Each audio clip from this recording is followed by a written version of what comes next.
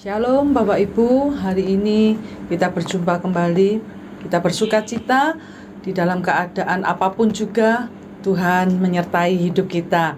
Mari kita mau merenungkan firman Tuhan kembali. Mari kita berdoa. Di dalam nama Tuhan Yesus, kami bersyukur Tuhan, penyertaan Tuhan, perlindungan Tuhan yang sempurna buat setiap anak-anak Tuhan yang sungguh berharap kepada Tuhan dan yang menaruh jalan-jalannya di dalam jalan-jalan Tuhan. Terima kasih Roh Kudus. Kami percaya Engkau ada di tempat ini. Engkau akan menyertai, mengurapi hamba-Mu dan mengurapi setiap kami yang merenungkan firman Tuhan, membukakan pikiran kami sehingga kami mengerti apa kehendak Tuhan dalam hidup kami. Terima kasih. Di dalam nama Tuhan Yesus kami berdoa. Haleluya. Amin.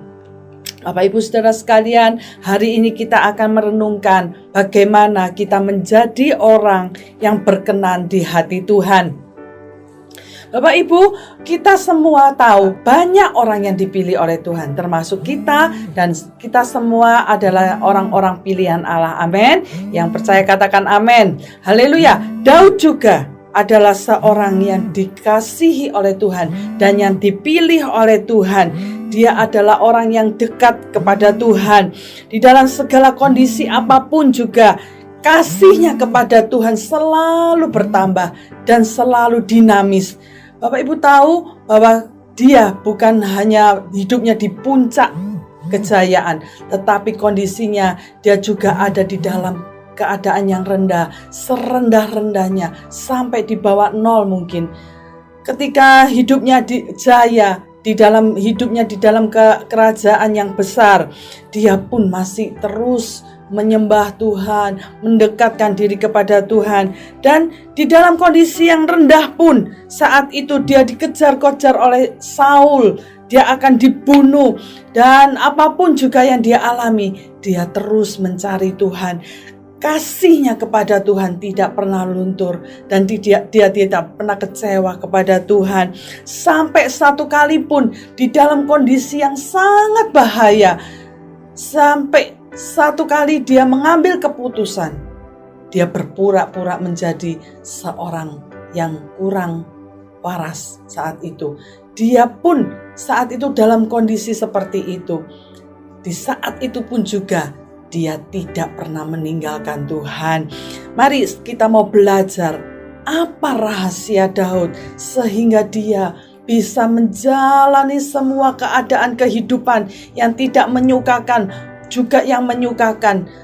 Dia tetap bisa eksis di dalam Tuhan. Ada beberapa kunci yang membuat Daud seperti demikian. Yang pertama, Daud menjadikan Tuhan adalah gembala dan dia adalah dombanya. Kita sudah tidak asing lagi di dalam Mazmur 23 dikatakan, Tuhan adalah gembalaku, takkan kekurangan aku. Tuhan selalu memenuhi kebutuhan Daud, memenuhi kebutuhan kita, dan kita domba-dombanya yang tidak berdaya ini. Domba-domba itu yang tidak bisa mengambil inisiatif sendiri, tetapi domba-domba ini yang selalu digiring oleh gembala di tempat yang baik. Gembala yang selalu membela, yaitu Yesus Kristus, yang selalu mencukupkan kebutuhan. Saya masih ingat Bapak Ibu, satu kali beberapa waktu yang lalu kami harus menyekolahkan anak-anak ke luar negeri. Kami bukan orang yang berkelebihan, yang punya deposito di bank manapun. Tidak. Saat itu hati kami merasa ciut dan kecil karena melihat kondisi kami yang tidak memungkinkan untuk membiayai anak-anak. Tetapi itu anak-anak selalu dia katakan, aku harus pergi. Tetapi Tuhan Gembala yang baik itu yang selalu kami harapkan. Di situ Tuhan membuka jalan. Tuhan selalu memberikan mencukupi semua kebutuhan anak-anak. dalam luar pikiran kami nggak bisa mencukupi, tetapi Tuhan kirimkan orang-orang yang bukan katanya kami yang mencari, tetapi Tuhan yang menyediakan.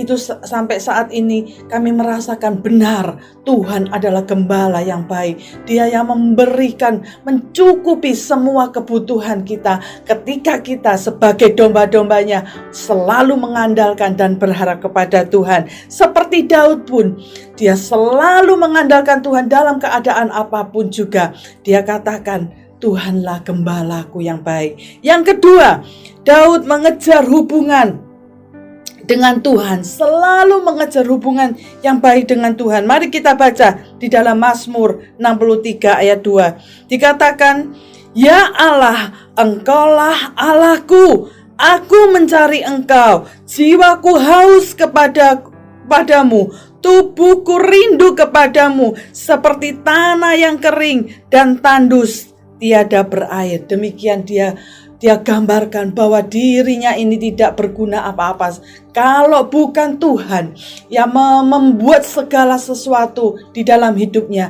Dia tidak ada artinya. Karena itu dia andalkan terus Tuhan. Dia terus katakan, Tuhan, Engkaulah andalanku di saat apapun juga. Dan dia katakan, satu hari di pelataran Tuhan lebih baik daripada di tempat lain. Bukankah itu saudara sudah mengetahui juga? Mari kita mau belajar juga seperti Daud, yaitu mengandalkan Tuhan, terus mengejar dimanapun Tuhan berada. Kita terus cari Tuhan, kita terus katakan, Tuhan, aku butuh Engkau, aku perlu Engkau. Dan kita tidak bisa melakukan sendiri tanpa kekuatan daripada Tuhan. Mari Bapak Ibu Saudara, kita bersama-sama terus berjuang di dalam hidup ini tanpa mengandalkan kekuatan kita, tanpa mengandalkan orang-orang di sekeliling kita yang bisa kita andalkan. Saya percaya ketika kita mengandalkan Tuhan, kita tidak akan kecewa. Kita akan dipuaskan oleh Tuhan, dan Tuhan buktikan bahwa sungguh Dia Allah yang sanggup untuk melakukan segala perkara di saat kita membutuhkannya. Dan Daud tidak pernah menyembunyikan apapun yang dia sembunyikan di dalam hatinya. Dia terbuka di hadapan Tuhan. Pada waktu dia mengambil istri dari orang lain, suaminya dibunuh, tetapi dia tetap katakan, aku mau tetap percaya Tuhan. Aku tetap mau kembali kepada Dia, Tuhan. Dan dia tidak pernah mau terpuruk di dalam segala keadaannya.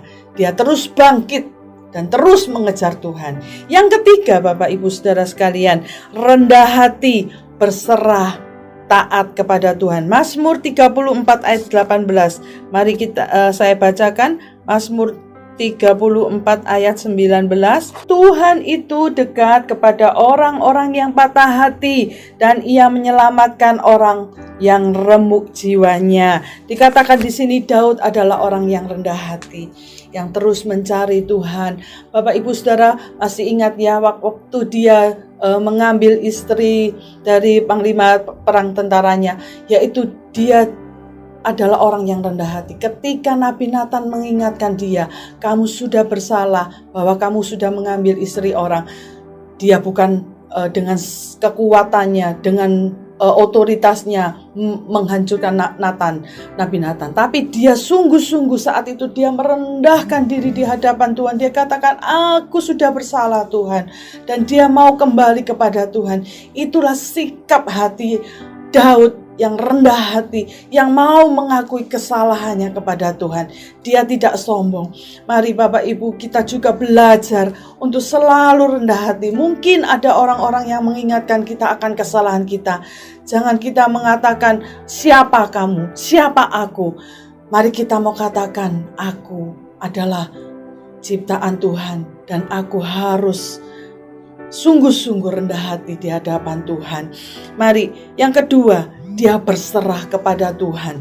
Dia sungguh-sungguh berserah, hidupnya diserahkan kepada Tuhan. Dalam kondisi apapun juga dia berserah.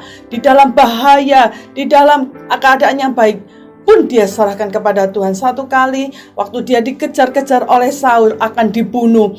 Pada waktu itu Saul membutuhkan dia supaya Daud untuk mengambil kecapi untuk memuji, menyembah Tuhan, supaya segala kuasa-kuasa yang meliputi Saul bisa pergi. Waktu itu pun dia berserahkan, menyerahkan dirinya kepada Tuhan. Dia tidak mau menolak. Dia dipanggil dan dia datang untuk memuji Tuhan.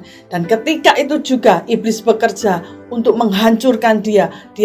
Mau dipanah oleh Saul. Tetapi Tuhan meluputkan segalanya karena Daud berserah kepada Tuhan. Maka Tuhan yang akan menjadi bertanggung jawab akan hidup akan hidup Daud. Dan yang ketiga, Daud adalah orang yang taat. Pada waktu Saul mengejar dia pun mencari kembali, Daud akan dibunuh. Dan waktu itu Daud bersembunyi di dalam gua Adulam. Saul pun saat itu masuk, dia tidak tahu kalau Daud ada di tempat itu. Dan waktu itulah kesempatan untuk Daud menghabisi Saul. Ketika Saul saat itu sedang tidur, dia memotong jubahnya Saul. Tapi saat itu Daud tidak menggunakan kesempatan itu karena dia lebih taat kepada Tuhan. Dia tahu bahwa semua pembalasan hanya ada di dalam tangan Tuhan. Dia tidak mau mengambil hak Tuhan untuk membunuh Saul, orang yang diurapi Tuhan. Dia sungguh taat kepada Tuhan. Mari Bapak Ibu, apapun yang terjadi, mungkin hari ini ada banyak orang yang menyakiti hatimu. Engkau sebenarnya punya hak untuk membalas. Tetapi mari seperti Daud, kita katakan semua pembalasan hanya di dalam tangan Tuhan. Dan semua apapun yang harus kita lakukan, kita mau taat kepada firman Tuhan, yaitu menyerahkan hidup kita.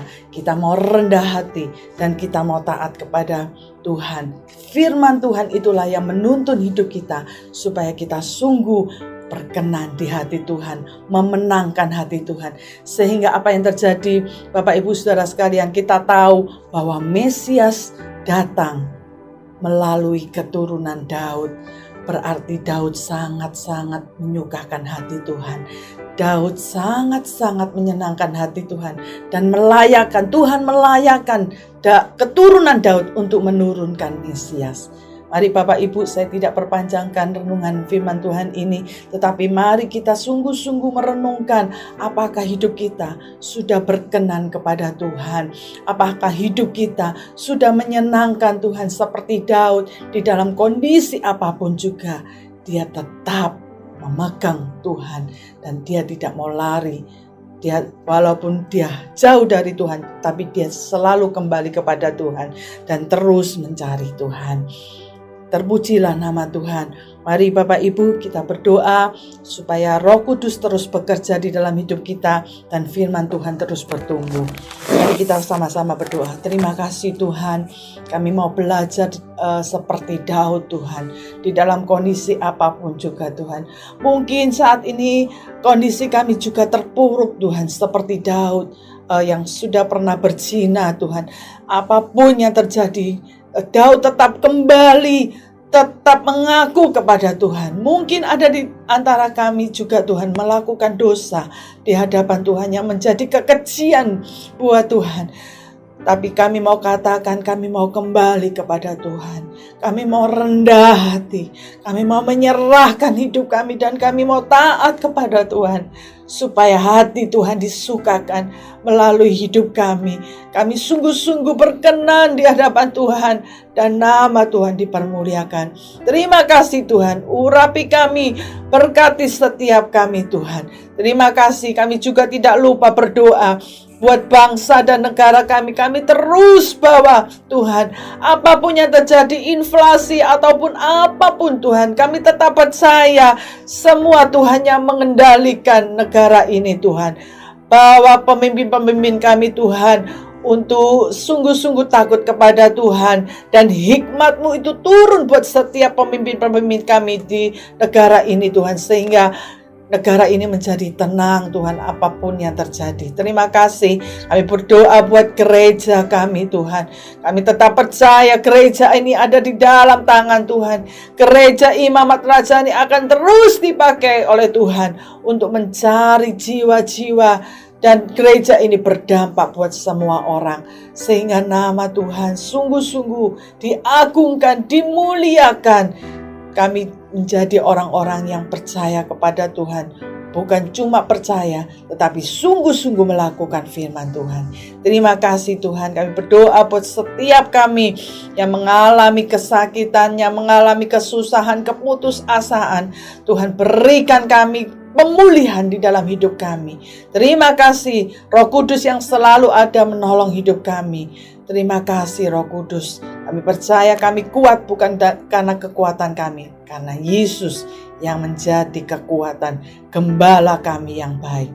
Di dalam nama Tuhan Yesus kami sudah berdoa. Haleluya. Amin.